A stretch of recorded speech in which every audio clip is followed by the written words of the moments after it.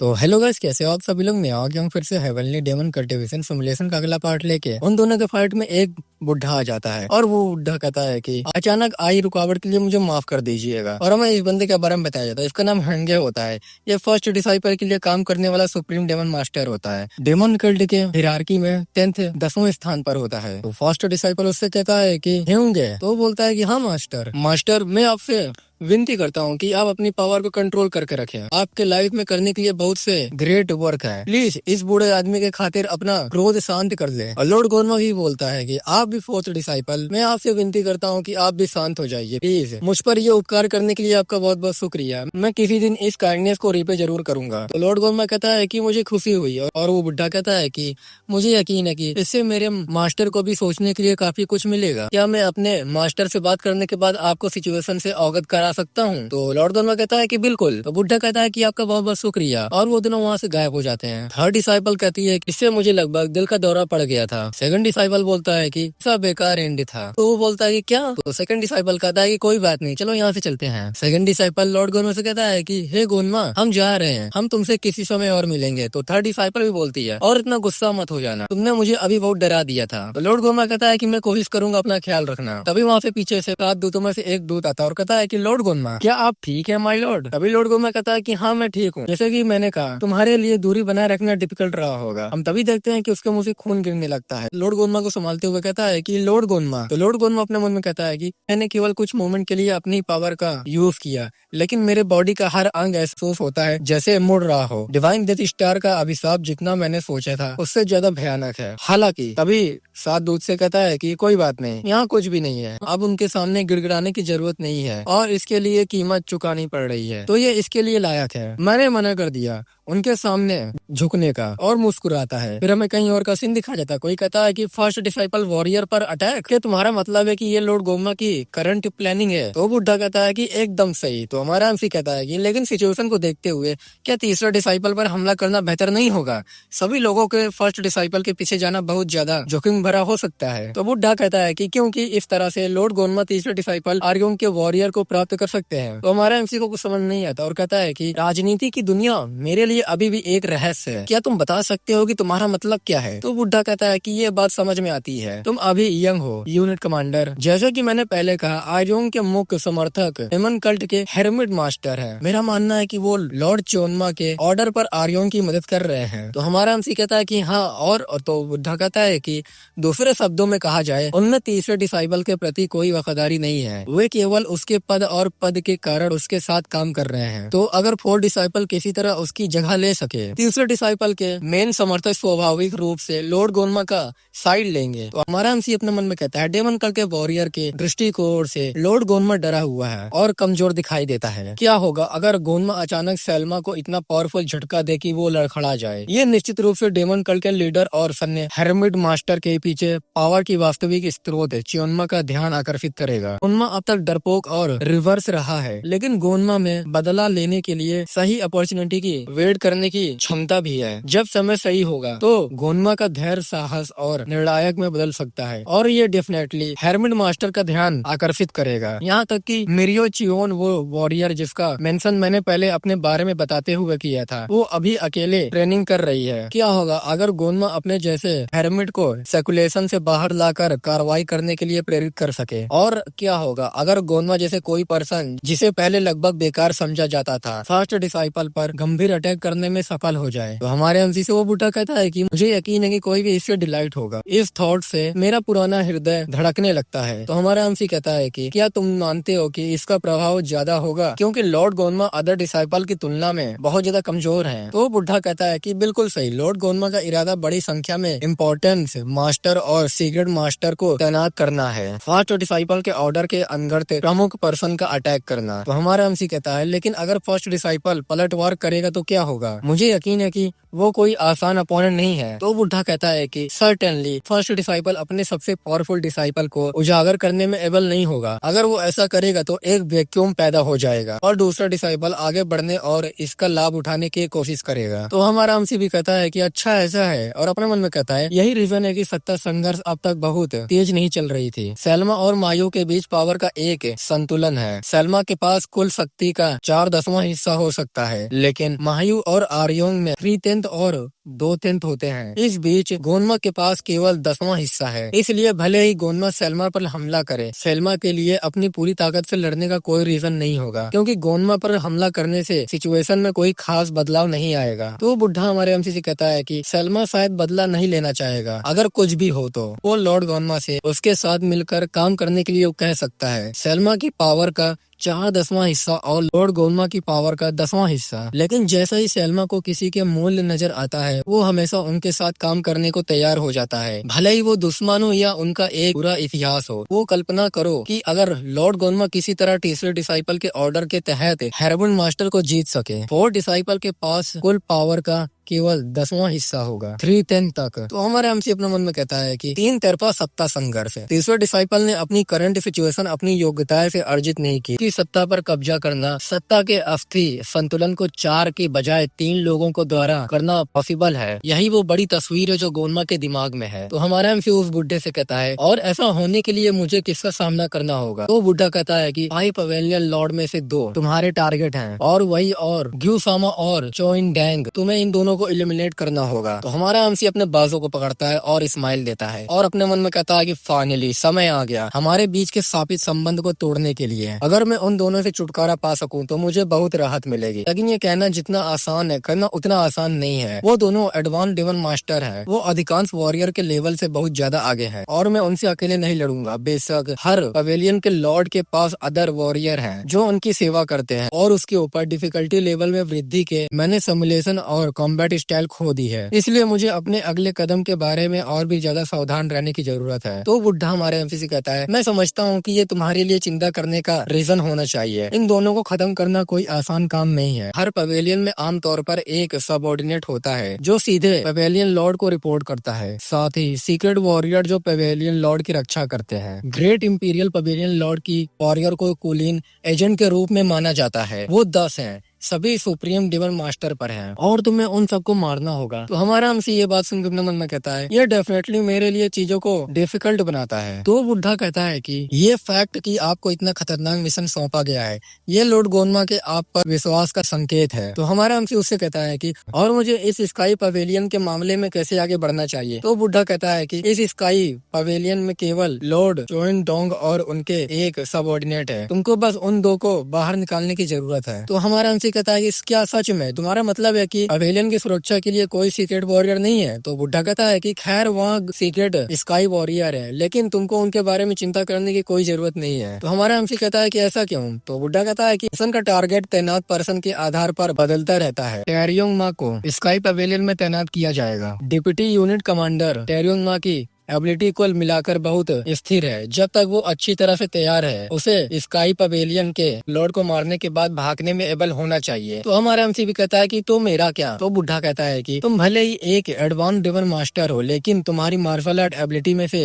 एक इम्पोर्टेंट अंतर है। अगर तुम कुछ सिचुएशन में उल्लेखनीय रूप से अच्छा प्रदर्शन करते हो, अदर समस्याओं में तुम साइड से भी ज्यादा कमजोर रहोगे। तुम्हारी अब तक की अचीवमेंट की काफी मेंशन है, लेकिन वो ज्यादातर सरप्राइजिंग हमलों और घातक ही सीमित रही है। ग्यूसामा की मार्शल आर्ट स्किल चोइन डैंग की तुलना में कहीं ज्यादा एडवांस है। अगर तुम उसे अचानक पकड़ने में कामयाब हो गए तो कोई समस्या नहीं होगा, लेकिन अगर अचानक किया गया हमला डिस्ट्रॉय हो गया तो तुमको उससे सीधे लड़ना होगा। मुझे लगता है कि तुम समझ गए होगे कि मैं क्या कहना चाह रहा हूँ। तो हमारा हमसे अपना मन में कहता है कि ये लड़ाई लंबी खिंचने वाली है। जो ग्रेट इंपीरियल पवेलियन की कुलीन एजेंटों के इसमें शामिल होने की ज्यादा संभावना है। इसका मतलब ये है कि मेरे सबऑर्डिनेट को उनसे लड़ना होगा। तो उससे कहता है कि हाँ मैं समझता हूँ, और अपना अपने मन में कहता है स्वाभाविक रूप से हमें उन सभी को समाप्त करना होगा। अगर हम सच में ग्यूसामा को हमेशा के लिए समाप्त करना चाहते हैं तो टेरियोंगमा और मुझे दोनों को उसके साथ कंधे से कंधे मिलाकर लड़ना चाहिए। इससे ये फैक्ट आ जाएगा कि मैं इतना स्ट्रॉन्ग नहीं हूँ कि अकेले ग्यूसामा का सामना कर सकूं, तो इसलिए अपने सबऑर्डिनेट के साथ लेकर खुद ग्यूसामा का पीछा करूंगा और टेरियोंगमा को स्काई पवेलियन से निपटने का काम सौंपा जाएगा। इससे ऐसा लगता है कि गोन्मा के पास वॉरियर की एक बड़ी सेना है, लेकिन सेम टाइम पे इसका ये भी फैक्ट है कि गोन्मा के पास बहुत ज्यादा रिलायबल वॉरियर नहीं है। तो हमारा एमसी उस बुढ़े से कहता है कि लॉर्ड गोन्मा भी डिफिकल्ट पोजीशन में है। तो बुढ़ा कहता है कि हाँ तुम सही कह रहे हो। तो बुढ़ा कहता है कि इंडीड। तो हमारा एमसी भी बोलता है कि लेकिन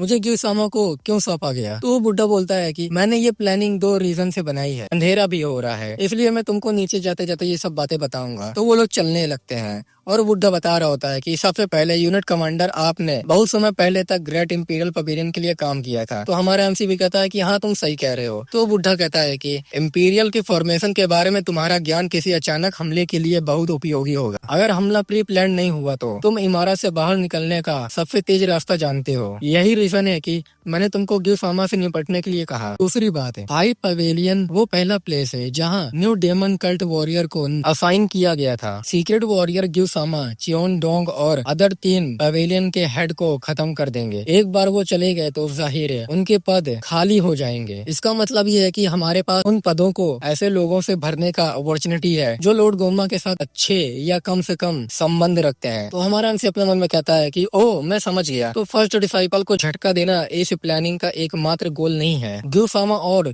चोन डैंग दोनों ही सेल्मा के समर्थक हैं। अगर उन दोनों को एक ही समय पर मार दिया जाए तो इससे डेमन कल्ट पर बहुत असर पड़ेगा। इससे डेफिनेटली तीसरे डिसाइपल के अधीन हेरमिट मास्टर की प्रक्रिया प्राप्त होगी। यही रीजन है कि ये ऑपरेशन दिन के उजाले में किया जा रहा है, जबकि लोग इसे स्पष्ट रूप से देख सकते हैं। ये मानते हुए कि सब कुछ सुचारू रूप से चलता है, इससे डेमन कल्ट के अंदर लॉर्ड गोन्मा की पहले से कमजोरी सिचुएशन को बहुत बढ़ावा मिलेगा। इस सिनेरियो में न केवल बड़े लॉर्ड बल्कि शायद डेमन कल्ट के लीडर भी रुचि लेंगे और गोन्मा को समर्थन प्रदान करेंगे। इसके अलावा डेमन कल्ट के न्यू सदस्य अनजाने में अपने वरिष्ठों से प्रभावित होते हैं। इसलिए अगर 5 पवेलियन लॉर्ड को गोन्मा के साथ अच्छे संबंध वाले लोगों से बदला लिया जाए तो स्वाभाविक रूप से इसका असर उनके और सबऑर्डिनेट पर भी पड़ेगा। हमारे एमसी से वो बुढ़ा कहता है कि एक बार जब हम हाई पवेलियन पर कंट्रोल कर लेंगे तो वो वॉरियर को स्वाभाविक रूप से क्रिम्सन डेमन पैलेस में प्रमोट कर दिया जाएगा और अगर वो पर्याप्त रूप से स्ट्रॉन्ग हो जाए वो सेंट्रल एडमिनिस्ट्रेशन तक भी पहुंच सकते हैं। उस मामले में लॉर्ड गोन्मा पहले से कहीं ज्यादा पावरफुल बनेंगे। तो हमारा एमसी ये बात सुन के अपने मन में कहता है तो एक ट्रू स्ट्रेटेजिस्ट ऐसा ही सोचता है और हमारा एमसी उससे कहता है कि ये एक शानदार प्लानिंग है सर, मैं आपसे बहुत कुछ सीख रहा हूँ। तो बुढ़ा कहता है कि मुझे ये सुनकर खुशी हुई, सब बात कह के अब मुझे भूख लग रही है, चलो जल्दी से वापस चलते हैं नीचे। तो हमारा एमसी भी कहता है कि ठीक है। फिर वो लोग घर के अंदर आ जाते हैं। तभी हम देखते हैं कि मुगी इम बाहर फेंका जाता है और हम देखते हैं कि वहाँ पर 2 लोग होते हैं। ये देख के हमारा एमसी सीरियस हो जाता है और कहता है कि आखिर तुम लोग हो कौन?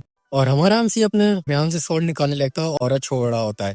ये देख के वो दोनों बुढ़े डर जाते हैं। तभी पीछे फोरियोंग आती है और कहती है कि यूनिट कमांडर रुक जाइए, ये एक मिसअंडरस्टैंडिंग है, प्लीज अपने स्वॉर्ड को वापस ले लीजिए। वो दोनों ग्रीट करते हैं हमारे एमसी को। पहला वाला बंदा हमारे एमसी को अपना नाम बताता है, उसका नाम बेक्यू होता है और कहता है कि और मेरा नाम योगीम होता है और हम लोग इन लोग को बेक और यू बुलाएंगे। यू कहता है कि हमें सेलेस्टियल अकेयर यूनिट को ट्रेनिंग करने के लिए कार्य सौंपा गया है। फोरियोंग पीछे से हमारे एमसी से कहती है कि हमारी एबिलिटी के मूल्यांकन के दौरान मुगी नतीजों से नाखुश था और उसने गुस्सा दिखाना शुरू कर दिया, इस तरह वो हार गया। तो हमारा एमसी भी अपने मन में कहता है कि अच्छा ऐसा है और हमारे एमसी के सामने वो दोनों झुक जाते हैं और कहते हैं कि मैं इस डिस्टर्बेंस के लिए आपसे माफी मांगना चाहता हूँ। तो हमारा एमसी भी कहता है कि नहीं बिल्कुल नहीं, मेरे यूनिट मेंबर ने आपको जो परेशानी दी उसके लिए मुझे माफ करिएगा। तो असेसमेंट के रिजल्ट क्या थे? तो बेक बताता है कि हम वॉरियर को हाई, मीडियम और लो लेवल में रैंक करते हैं। हाई रैंक के वॉरियर एक ही समय में 2 एजेंट से लड़ने में एबल है, मीडियम वॉरियर एक कुलिंग एजेंट से लड़ने में एबल है, लो रैंक वॉरियर अकेले एक भी एजेंट से लड़ने में बेकार है। प्लीज इसे गलत तरीके से ना लें, लेकिन सेलेस्टियल अफेयर यूनिट से सभी मेंबर लो रैंकिंग के रूप में असेसमेंट किए गए हैं। लो रैंकिंग के वॉरियर अकेले एक इलाइट एजेंट से लड़ने में एबल नहीं है। ग्रेट इंपीरियल पवेलियन के इलाइट एजेंट सुप्रीम मास्टर हैं, क्योंकि आपको ग्रेट इंपीरियल पवेलियन के लॉर्ड से लड़ने पर ध्यान देना चाहिए। आपके प्रत्येक यूनिट मेंबर को कम से कम एक विशिष्ट एजेंट से लड़ने में एबल होना चाहिए। अभी हम देखते हैं कि मुगी उठता है और कहता है कि कि इससे कोई प्रॉब्लम नहीं है, तुम लोग चिंता मत करो, मैं अकेले ही उनमें से कम 3 से लड़ सकता हूँ। इंस्ट्रक्टर ने मुझे पहले ही बाहर कर दिया क्योंकि मैंने अपनी सतर्कता कम कर दी थी। तो हमारा एमसी भी हंसता और कहता है कि सुनो, सिर्फ इसलिए कि तुमको कम रैंकिंग मिली है निराश होने की जरूरत नहीं है तुम लोगों को। तुम सभी में अपनी एबिलिटी को सुधारने की क्षमता है, इसलिए अपने ट्रेनिंग पर ध्यान देना जब तक कि हम ग्रेट इंपीरियल पेवेलियन पर अटैक ना कर ले, और जितना पॉसिबल हो सके उतना स्ट्रॉन्ग बनने का प्रयास करो। तो वो लोग बोलते हैं कि ठीक है सर। फिर हमें 1 महीने के बाद का सीन दिखाया जाता है जहाँ हमारा एमसी एक पेड़ के पीछे बैठा हुआ होता है और वहीं वो स्कॉलर वाला बुढ़ा आता है और कहता है कि तुम वहाँ क्या देख रहे हो, तुम लगभग 1 महीने से किसी चीज को ढूंढ रहे हो। तो हमारा एमसी कहता है कि मैं लीव्स को गिरते हुए देख रहा था। तो बुढ़ा कहता है कि लीव्स को, अगर मैं कहूँ तो ये अनुमान लगाने की कोशिश कर रहा था कि पत्ते गिरने पर कहाँ गिरेंगे और तुम ऐसा क्यों कर रहे थे। तो हमारा एमसी कहता है पहले तो ये केवल क्यूरियोसिटी था लेकिन फाइनली ये आदत बन गई। हवा में बहते पत्तों को देखना ट्रेनिंग का एक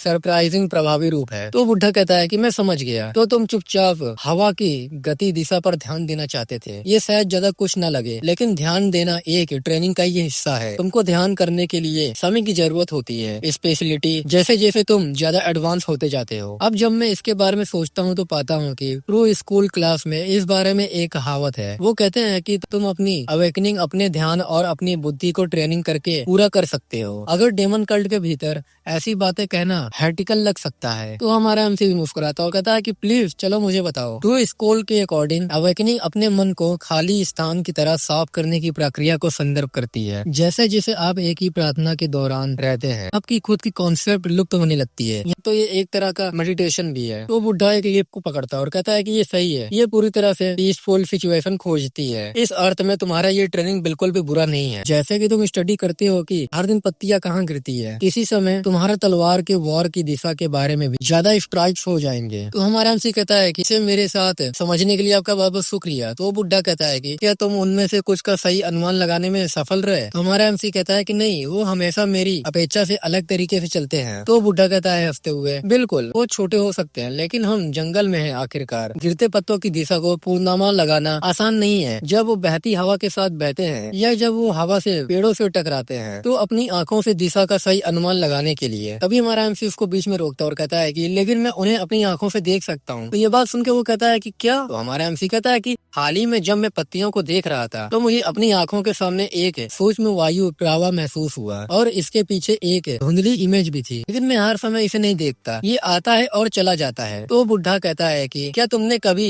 इल्वोंसो स्कूल के बारे में सीखा है। तो हमारा एमसी कहता है कि हाँ मेरे पास है। तो बुढ़ा कहता है कि और तुम कहते हो कि तुम कभी भी हवा का रुख और उसका बाद का चित्र देखते हो। तो हमारा एमसी भी कहता है कि हाँ ये सही है। तो बुढ़ा कहता है कि अगर कल तुम्हारे पास कुछ पल बचे तो क्या तुम डिप्टी यूनिट कमांडर टेरोमा के साथ चैलेंज करना चाहोगे। तो हमारा एमसी कहता है कि क्या आप अचानक ये सब क्यों कह रहे हैं, वैसे भी मैं अभी उससे लड़ने के लिए पर्याप्त स्किल्ड नहीं हूँ। तो बुढ़ा कहता है कि कम से कम कोशिश तो करना ही चाहिए तुम्हें, अगर मेरा सिद्धांत सही है तो तुमको बहुत कुछ इम्पोर्टेंट चीज पता चलेगी। तो हमारा एमसी भी कहता है कि ठीक है, मुझे यकीन है कि आपके पास मेरे साथ प्रैक्टिस करने की सिफारिश करने के अपने रीजन होंगे। मेरे सबऑर्डिनेट का ट्रेनिंग कैसा चल रहा है, मैं पिछले कुछ समय से इतना अकेला रहा हूँ कि मुझे उन पर नजर रखने का मौका ही नहीं मिला। तो बुढ़ा कहता है कि ऐसा लगता है कि वो प्रोग्रेस कर रहे हैं, विशेष रूप से मुगी इम काफी तेजी से आगे बढ़ता हुआ प्रतीत होता है और दूसरी तरफ मुगी इम प्रैक्टिस कर रहा होता है। तो बेक कहता है कि क्या ये डेमन कल्ट की सबसे पावरफुल तलवार टेक्निक में से एक नहीं है। तो यू कहता है कि सच में डेमोनिक स्पिरिट की तलवार से अटैक एल्डर बैक्योन की मेन टेक्निक है, इसे सीखना भी अत्यंत डिफिकल्ट है। मुझे उम्मीद नहीं थी कि वो इतनी एडवांस टेक्निक का इस्तेमाल करेंगे। मुझे लगता है कि वो अपने बारे में पूरी तरह से झूठ नहीं बोल रहा था। बहुत जल्द उनमें से 3 हाई रैंक का दर्जा प्राप्त कर लेंगे, हालांकि 2 अभी भी मिडिल रैंक पर हैं। तभी बेक चिल्ला के सभी से कहता है कि सभी लोग ध्यान दो, जल्दी शाम हो जाएगी इसलिए हम आज ही रुकेंगे। तभी वो लोग रुक जाते हैं। तो योनजिन कहता है कि ऐसा कैसा हो सकता है कि मैं अभी मिड रैंक पे हूँ, यहाँ तक कि मुगी भी तेजी से प्रगति कर रहा है। तो सोरियोंग कहती है कि ये बहुत नॉर्मल है। तो वो बोलता है कि क्या। तो बताती है कि वो तुम पर अनुचित रूप से कठोर नहीं हो रहे हैं, वो तलवारबाजी में बहुत प्रतिभाशाली है। यही रीजन है कि उसने ओल्ड मास्टर ने उसे पहले इतना बहुत कुछ ट्रेनिंग देने के लिए मजबूर किया था। यहाँ तक कि उन्होंने हमारे यूनिट कमांडर से कहा था कि वो सेंट्रल प्लेन तक जाएं और उसके भागने के बाद उसे ढूंढें, याद है तुम्हें। तो वो भी कहता है कि ये एकदम फ्रस्ट्रेशन है और गोकू तरह सुपर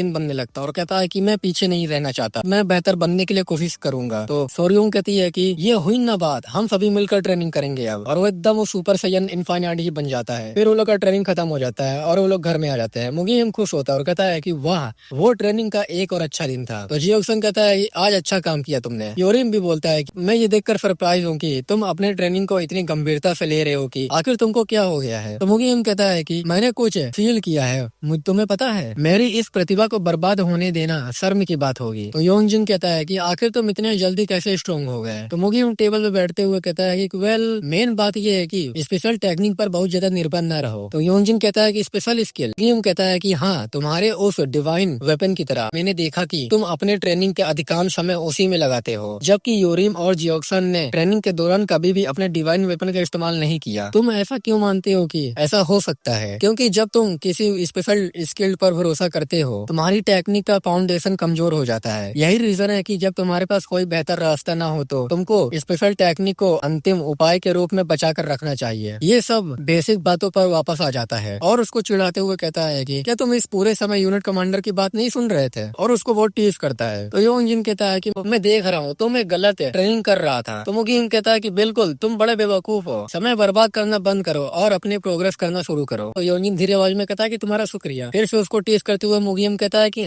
मुझे कुछ सुनाई नहीं दिया, तो थोड़ा तेज बोलो कि तुम क्या कह रहे हो। तो उसका गला पकड़ लेता है और कहता है कि मैंने कहा तुम्हारा शुक्रिया बेवकूफ। तो मुगीम कहता है कि अरे मैं सरेंडर करता हूँ। और मुगीम कहता है कि बाय द वे, क्या तुम सबने सुना, मैंने इंस्ट्रक्टर को बात करते हुए सुना कि और उन्होंने कहा कि यूनिट कमांडर और डिप्टी यूनिट कमांडर कल प्रैक्टिस करने वाले हैं, यानी कि डुअल करने वाले हैं। तो ये बात सुन के वो लोग कहते हैं कि क्या? तो मुगीम कहता है कि ये इतना अच्छा होगा कि इसे छोड़ा नहीं जा सकता। मेरे साथ कौन कौन जाना चाहता है? फिर हमें कहीं और का सीन दिखाया गया था जहाँ हमारा एमसी और टेरियोमा खड़े होते हैं।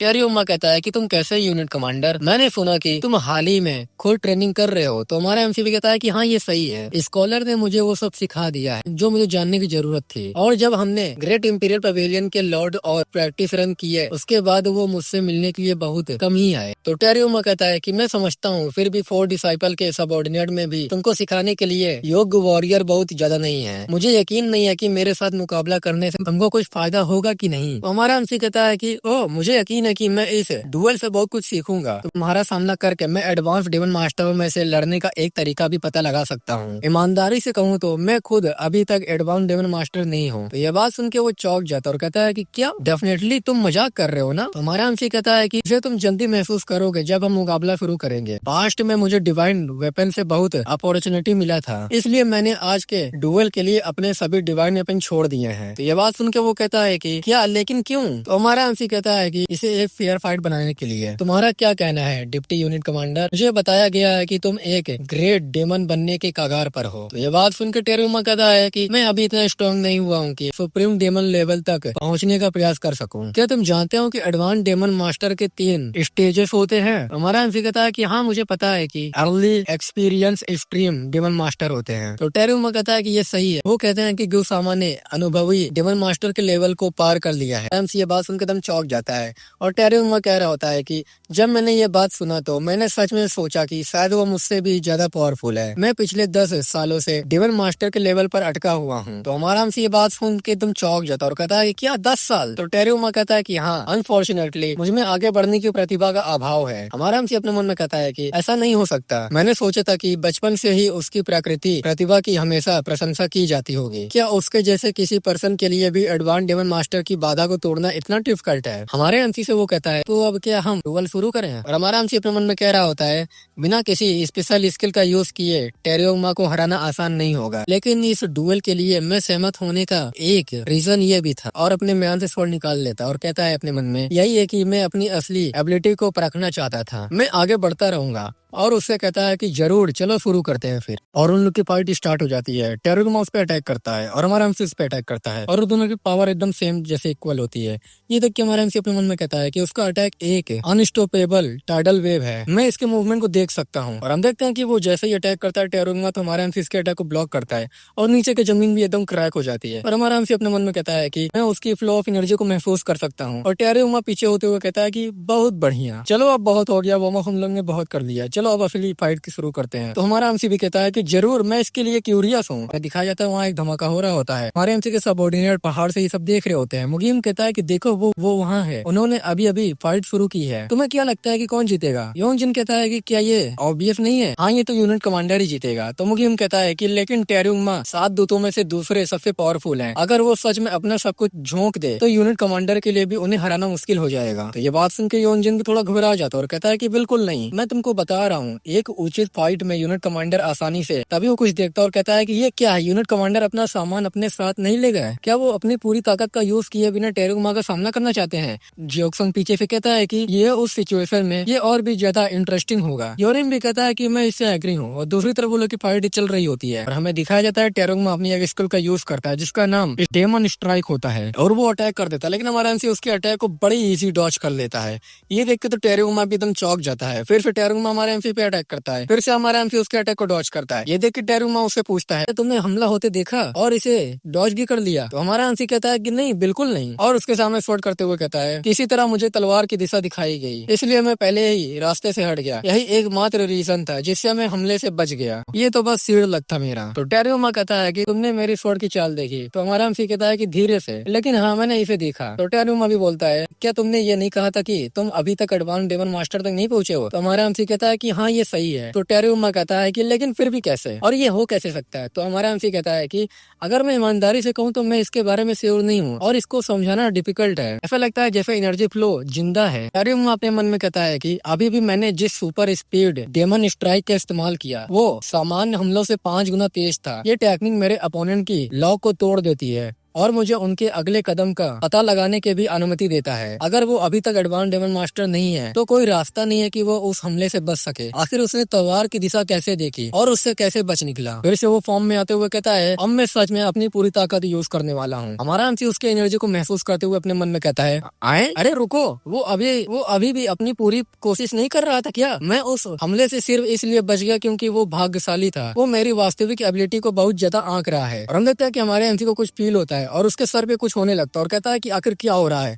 मेरे सर के ऊपर प्योर क्यूआई का एक पावरफुल विस्फोट बह रहा है। क्या ये वही चीज है जो मैं सोच रहा हूँ? ये इस बात का संकेत है कि मैं निपुणता के एक नए लेवल तक पहुँच गया हूँ। अब क्यों हुआ? और दूसरी तरफ टेरुंगमा रेडी हो जाता है और कहता है कि मैं तुम्हारे लिए आ रहा हूँ। और हमारा हमसे अपने मन में कह रहा होता है ये अच्छा नहीं है, मुझे इसे बताना होगा। जब मैंने पहले अवेकनिंग प्राप्त की थी तब मेरी मेंटल टेक्निक केवल आधी खुली थी, लेकिन अब ये पूरी तरह से खुल गई है। अगर मैं फाइट रोककर उसे अभी बता दूं तो मैं इसे अचानक अवेकनिंग का लाभ उठाने का अवसर खो दूंगा। इंटरनल क्यूआई इस फ्लो को पूरी तरह से एब्जॉर्ब करने के लिए मुझे कम से कम 15 मिनट तक खुद ही कुछ सोचने की जरूरत है। और दूसरी तरफ टेरुंगमा हमारे एमसी पे अटैक कर देता है और हमारा एमसी देख कर चौंक जाता है और कहता है कि मैं इस तरह मारा नहीं जाना चाहता, ये फेयर नहीं है। तभी सिस्टम पर नोटिफिकेशन आता है आपने इल्वोन्सो स्कूल लर्न कर लिया है, मिस्ट्री ऑफ एनर्जी फ्लो। तो हमारा एमसी कहता है कि ये अचानक क्या हो गया? इल्वोन्सो स्कूल, डैम इट, सोचने का कोई समय नहीं है, मुझे बस एक बार इसको कोशिश करनी चाहिए। अपनी आंखें बंद करके 1 2 3 करने लगता है और सिस्टम पे लिख के आता है mystery of energy flow activate हो गया है। और हम देखते हैं कि हमारे एमसी के बॉडी से एक जोरदार एनर्जी ब्लू कलर निकलने लगती है और हमारा एमसी कहता है कि मैं अब इसे देख सकता हूँ। और दूसरी तरफ वो अटैक कर रहा होता है तो हमारा एमसी अपने स्वॉर्ड उठाता है और अपने मन में कहता है कि जो मंद एनर्जी फ्लो मैंने पहले देखा था वो सैकड़ों या हजारों तत्वों में विभाजित था। मेरे पास अपना हाथ उठाने के लिए भी पर्याप्त समय नहीं है,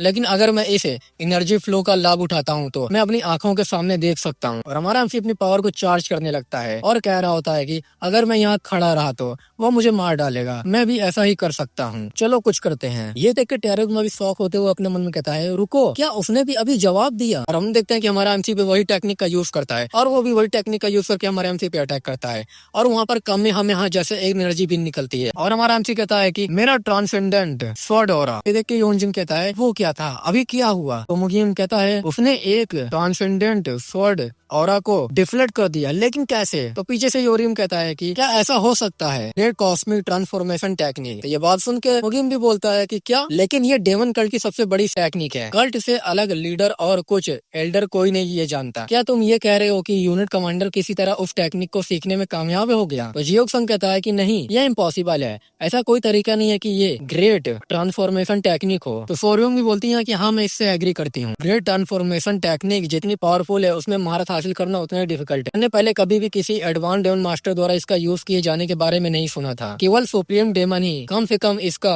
यूज करने में एबल हो सकते हैं। तो सोंगवा बोलती है कि लेकिन ये मेरे जैसे ही अलग लग रहा था। तो यूरिम कहता है कि सोंगवा क्या तुम पूरे समय यही थी? तो सोंगवा भी पीछे मुड़ती है और कहती है कि हाँ मुझे माफ करना, मैं सीक्रेट रूप से फाइट को देखने के लिए एक सीक्रेट मंत्र का यूज कर रहा था, मैं कुछ भी कहने में बहुत शर्मिला था। तो जियोक्सन कहता है कि एनीवे तुम कहते हो कि ये ग्रेट ट्रांसफॉर्मेशन टेक्निक की तरह लग रहा था। तो वो बताती है कि जी हाँ, यूनिट कमांडर ने टेरुमा की डिवाइन स्वॉर्ड ऑरा को आसानी से डिफ्लेक्ट नहीं किया, वो एक मोमेंट के लिए उसे दबाए रखने में भी सफल रहा। इसका मतलब ये है कि वो एनर्जी के फ्लो को स्वतंत्र रूप से कंट्रोल कर सकता है। और जहाँ तक कि मैं जानता हूँ, great transformation technique demon cult में एकमात्र ऐसी टेक्निक है जो तुमको ऐसे करने की परमिशन देती है। तो योरियम कहता है कि तो तुम ये कह रही हो कि यूनिट कमांडर सुप्रीम डेमन के लेवल तक पहुंच गए हैं? तो सोंगवो कहती है कि नहीं, मुझे ऐसा नहीं लगता, वो खुद को एक ग्रेट डेमन जैसा महसूस नहीं करता। तो योरियम कहता है कि तो फिर वो ग्रेट ट्रांसफॉर्मेशन टेक्निक को कैसे जानता है? तो वो हंसते हुए कहती है कि मैं इस बारे में श्योर नहीं हूँ। तो सोरियम कहती है कि दूसरी बात, क्या डिप्टी यूनिट कमांडर ठीक है? अगर उसे अपनी ही डिवाइन स्वॉर्ड की ऑरा से चोट लगी होगी तो उसे बहुत गंभीर चोट लगी होगी। तो सोंगवो कहती है कि ये सच है, और वहाँ पर देखते हुए कहती है कि वो रहे डिप्टी यूनिट कंपनी कमांडर। होगियम भी बोलता है कि शुक्र, ऐसा लगता है कि वो समय रहते रास्ते से हट गया,